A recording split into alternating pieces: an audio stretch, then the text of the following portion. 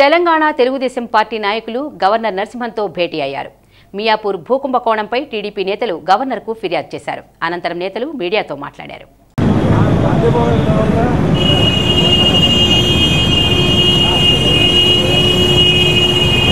కొన్ని పత్రికలు ప్రసార సాధనాలు వెలుగులోకి తెస్తే ముఖ్యమంత్రి గారు తన ఖాతాలో రాసుకొని తూతూ మంత్రంగా సమీక్షించి కింది స్థాయిలో ఉండే కొద్ది అధికారులను బలిచ్చి తను బయటపడాలనే ప్రయత్నం చేస్తున్నాడు.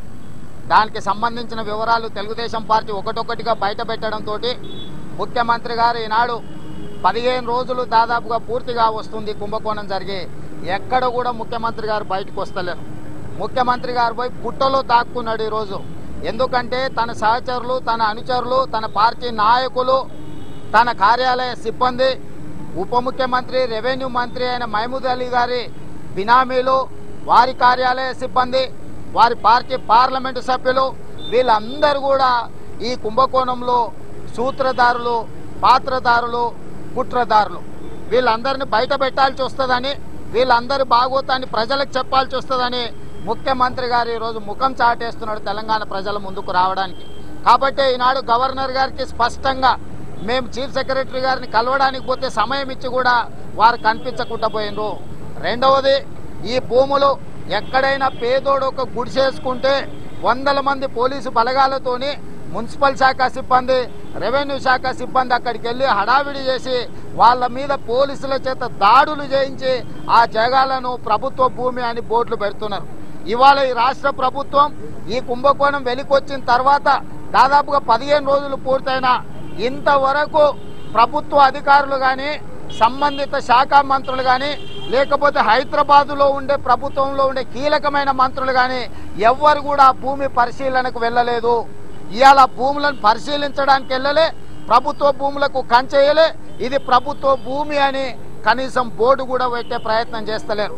ఇవాళ ఏ గోల్డ్ స్టోన్ ప్రసాద్ మీద ఆరోపణలు వస్తున్నాయని ప్రభుత్వం చెప్తుందో ఇంతవరకు ప్రభుత్వం గోల్డ్ స్టోన్ ప్రసాద్ మీద ఫిర్యాదే చేయలేదు. గోల్డ్ స్టోన్ ప్రసాద్ మీద ఎఫ్ఐఆర్ నమోదు కాలేదు.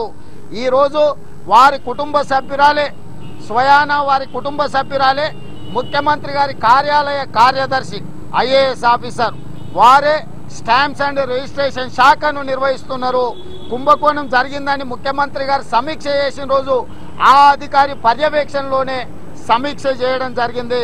రెండవది, ఆరోపణలు ఎదుర్కొంటున్న ఉప ముఖ్యమంత్రి, ఆయన కార్యాలయ సిబ్బంది కూడా ఆ సమీక్షలో కూర్చోవడం జరిగింది. అంటే ఈనాడు ఎవరి మీదైతే ప్రత్యక్ష ఆరోపణలు ఉన్నాయో, ఎవరి కుటుంబ సభ్యులనైతే అరెస్టు చేసి జైలుకు పంపినరో వాళ్ళ సమక్షంలోనే ఈ కుంభకోణానికి సంబంధించి ముఖ్యమంత్రి గారు సమీక్ష చేసిందంటే ముఖ్యమంత్రి గారి సమీక్షలో ఉన్న చిత్తశుద్ధిని ఈనాడు అర్థం చేసుకోవాల్సిన అవసరం ఉంది. కాబట్టి ఈ భూములను 4 రోజులు టీవీలలో, పేపర్లలో ఏమన్నా రాసుకొని మేము పలకకుండా ఊరుకుంటే అరిసి ప్రతిపక్షాలు ఇంటికి పోతాయి, మేము మాత్రం వేల కోట్ల రూపాయలను కొల్లగొట్టొచ్చని ముఖ్యమంత్రి గారు అనుకుంటున్నారేమో కానీ ఈ సమస్యను వదిలే ప్రశ్ననే లేదు. దీంట్లో ఉండే ముద్దాయిలను, నేరగాళ్లను అందరినీ అరెస్టు చేసే వరకు తెలుగుదేశం పార్టీ పోరాటం చేస్తుంది. ఈనాడు హైదరాబాద్కి ఈ 10 జిల్లాలలో ఉన్న తెలంగాణ సమాజం అంతా ఇక్కడికి వచ్చి బతుకుతున్నారు. ఎన్నికల సందర్భంలో వాళ్ళందరికీ ప్రభుత్వం హామీ ఇచ్చింది, మున్సిపల్ ఎన్నికలు అయిన తర్వాత ప్రతి పేదవాడికి డబుల్ బెడ్రూమ్ ఇండ్లు ఇస్తామని చెప్పి. తెలంగాణ బిడ్డగా ఇయ్యాల ఈ హైదరాబాద్లో నివసిస్తున్న ప్రజలకు మేము విజ్ఞప్తి చేస్తున్నాం, మీరు పోయి ఆక్రమించుకోండి ఆ 700 ఎకరాలను.